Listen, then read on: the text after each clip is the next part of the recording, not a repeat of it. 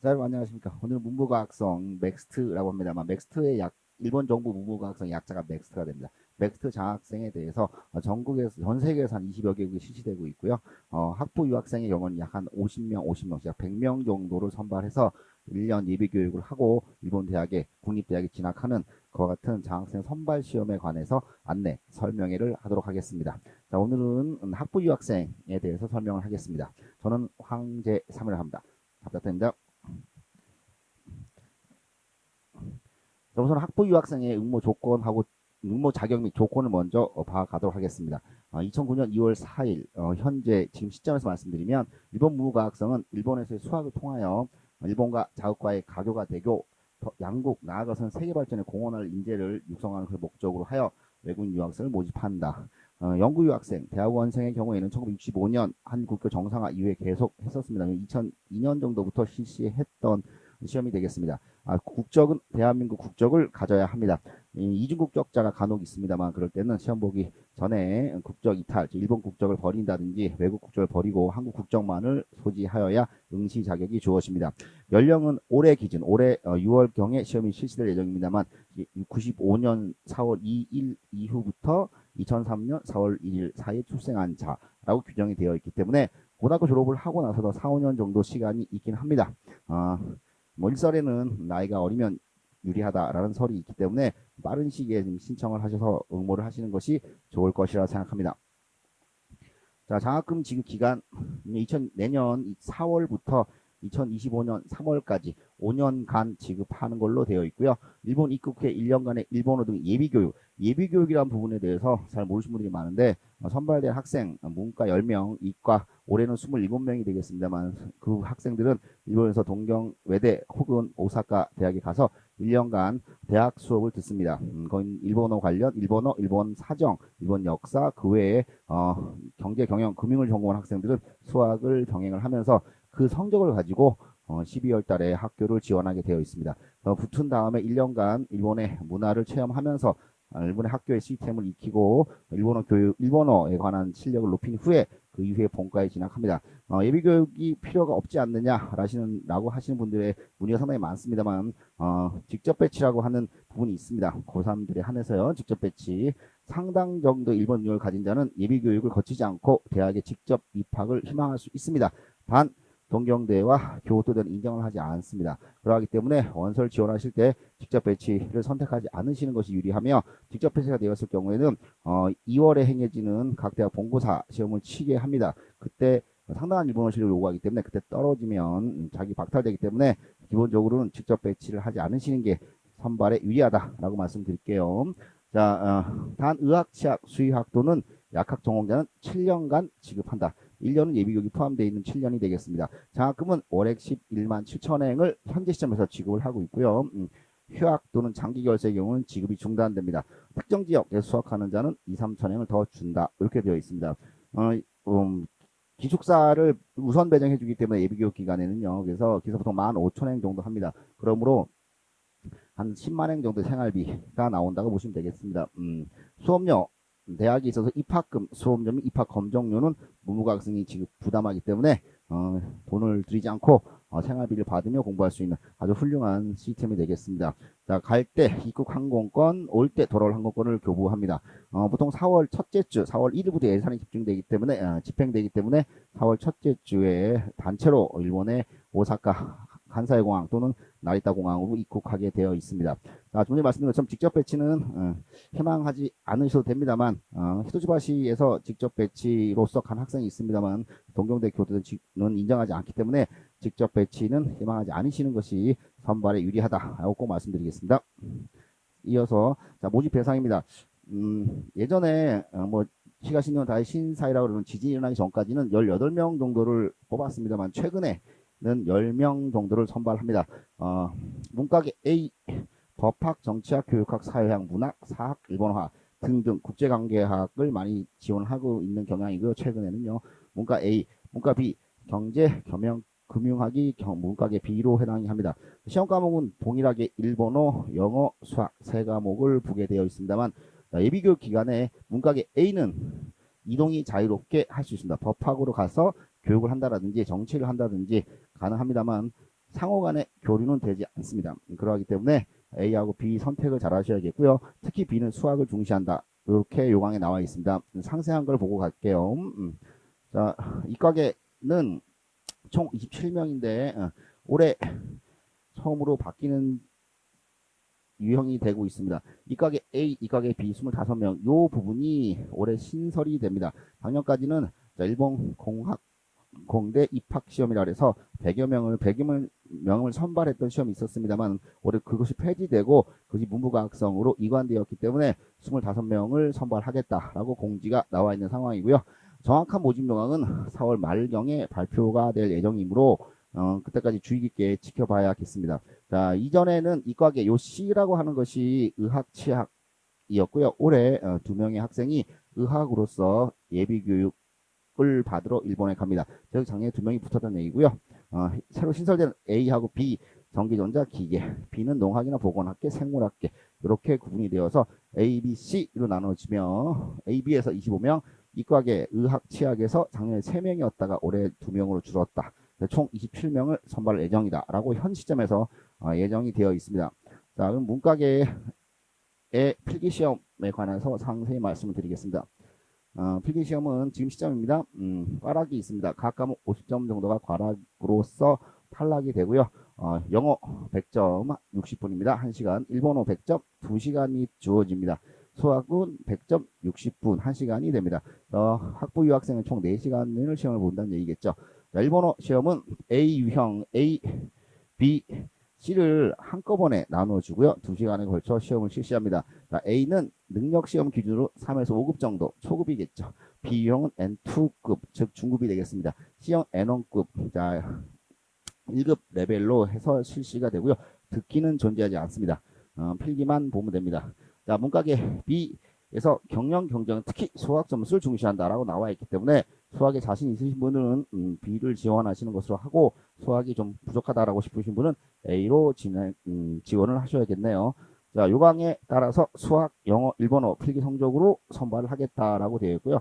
1차 필기 시험의 같은 경우는 1차 선발 면접 대상자는 필기 점수가 상위권이면 A, B 관계없이 뽑습니다. 그렇기 때문에 그 이후에 면접에서 수학 점수에 관한 부분들에서 면접에서 점수가 낮은 학생들은 많이 물어봅니다. 왜 수학을 못 받느냐라고 물어보기 때문에 본인이 선택을 잘 하셔야 됩니다. 지금 원서를 내면 바꿀 수 없기 때문에 명심하시고 진행하면 되겠습니다. 자, 문과의 경우 일본어 90점. 이 90점이라고 하는 점수가 낮은 점수는 결코 아닙니다. 능력시험으로 말하면 165점 이상 을 받으시면 90점 이상이 나오고요. 능력시험 기준으로 N1 능력시험 기준으로 120점 정도면 80대 초반 제 경험상 그다음에 140점이면 80대 중반 그다음에 160점에서 좀 밑이면 90점 정도 나오고요. 165 이상을 맞으시면 N1 능력시험을 90점은 충분히 넘을 거라고 보고 있습니다.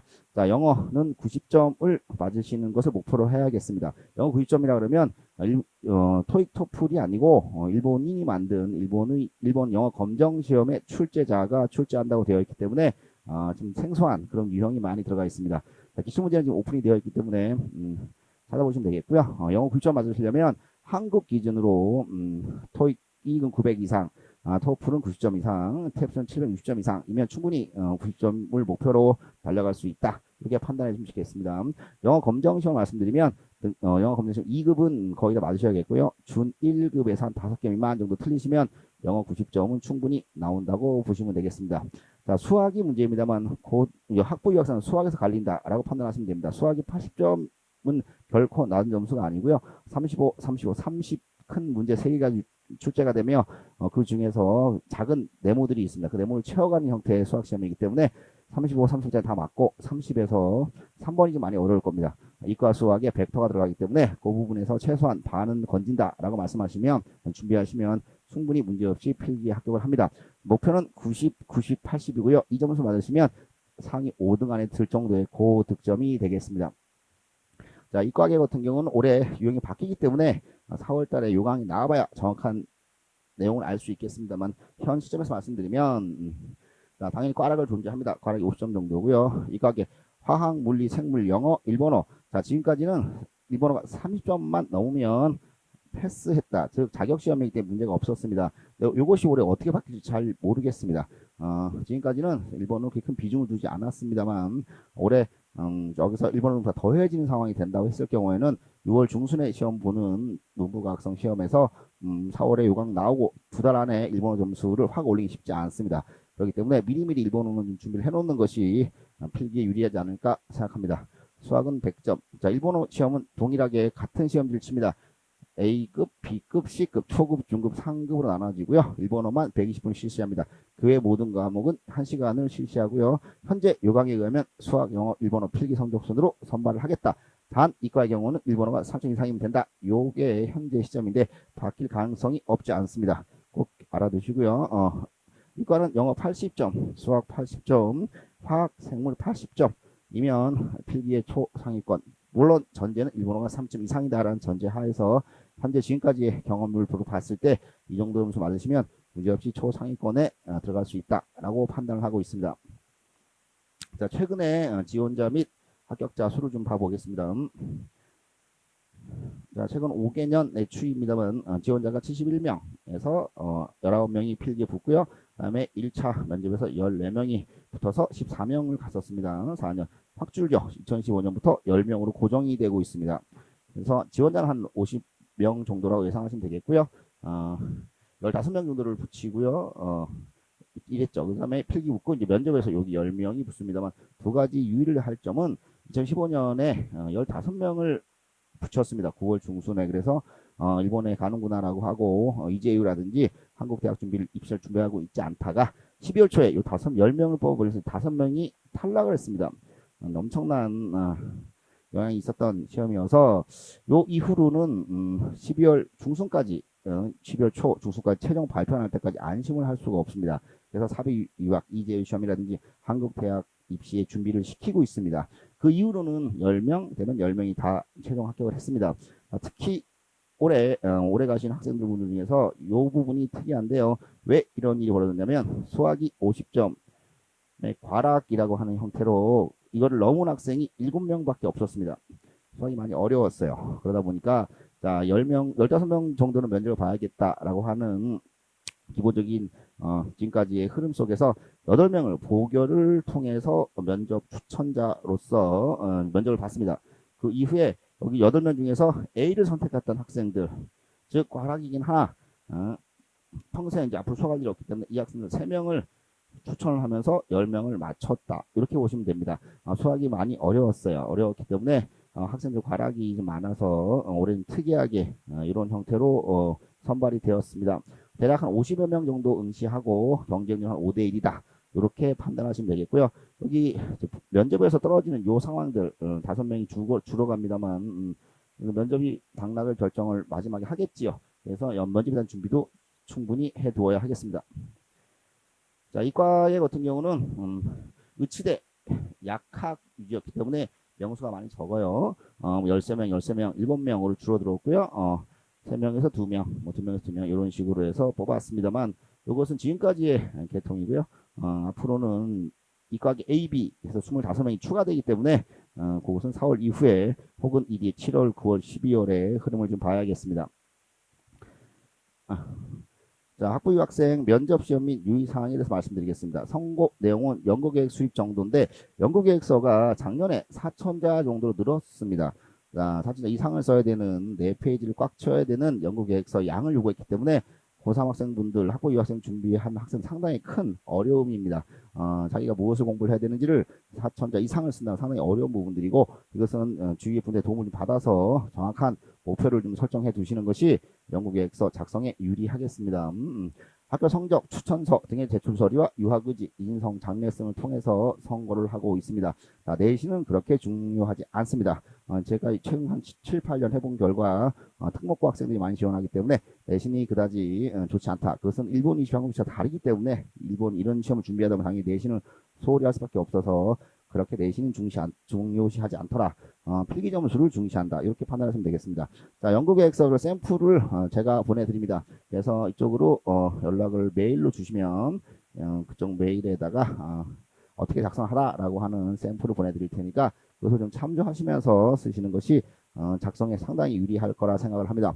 자, 선거 방법은 면접 시에 각 부분별 면접 일정을 지정합니다. 보통 한 달 반 정도 후에 필기 합격 후에 실시되고 있고요. 순번에 따라서 한 15분에서 20분 정도 개인 면접을 실시합니다. 한 명은 통역관, 두 명의 한 분이 교수, 그리고 한 명이 서기관, 이렇게 해서 세 명이 들어와서 면접을 채점하고 15명 중에 5명이 탈락하는 그와 같은 면접 선고 방식이 되겠습니다.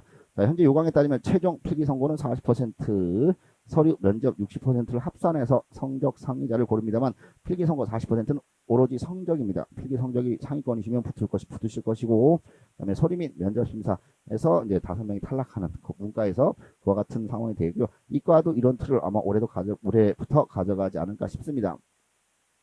주의사항은 문과계 및 이과계, 문과계 A, B 간의 상호 변경 및 이과계 B, C 상호 변경은 인정되지 않는다. 지원을 잘 하셔야겠고요.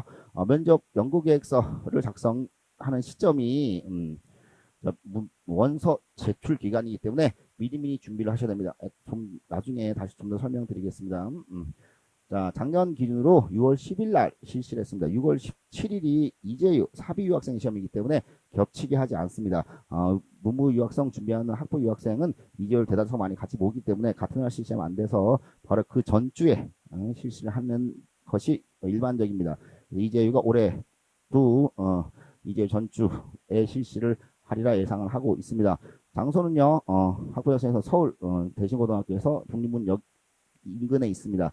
부산 및 제주 세 군데에서 실시를 하고요. 시험 과목 작년 기준입니다. 우선 학부 이과계가 먼저 실시를 하죠. 화학하고 생물이 있습니다만 올해 물리가 추가가 됨으로 인해서 아마 이 시간에 물리나 생물 둘 중에 하나를 선택하면서 이과계 A, B, C로 나눠지지 않을까 그렇게 예상을 좀 하고 있습니다. 자, 점심을 먹고요. 일본어를 먼저 봅니다. 2시간. 그다음에 영어 보고 수학 보고 수학이 맨 마지막에 이렇게 하루 정도 아침부터 실시를 하고 있습니다. 자, 문과계 학생들은 점심 이후에 시험장에 도착하시면 되겠고 이과계는 좀 일찍 가셔갖고 이과 과목을 수험을 하셔야겠습니다. 자, 일정을 말씀드리면 작년 기준입니다.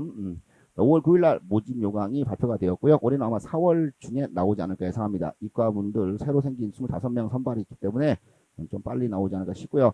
5월 25일 금요일 날 원서 접수 마감인데 이 연구계획서가 이때 제출이 되어야 됩니다. 자, 이후 수정이 불가능하기 때문에 미리미리 작성을 하셔야겠습니다. 많이 어려워 연구계획서 작성하시는 게 이건 작년 기준에 94년부터 2002년생이었고요. 올해는 95년부터 2003년생이 되리라 생각합니다.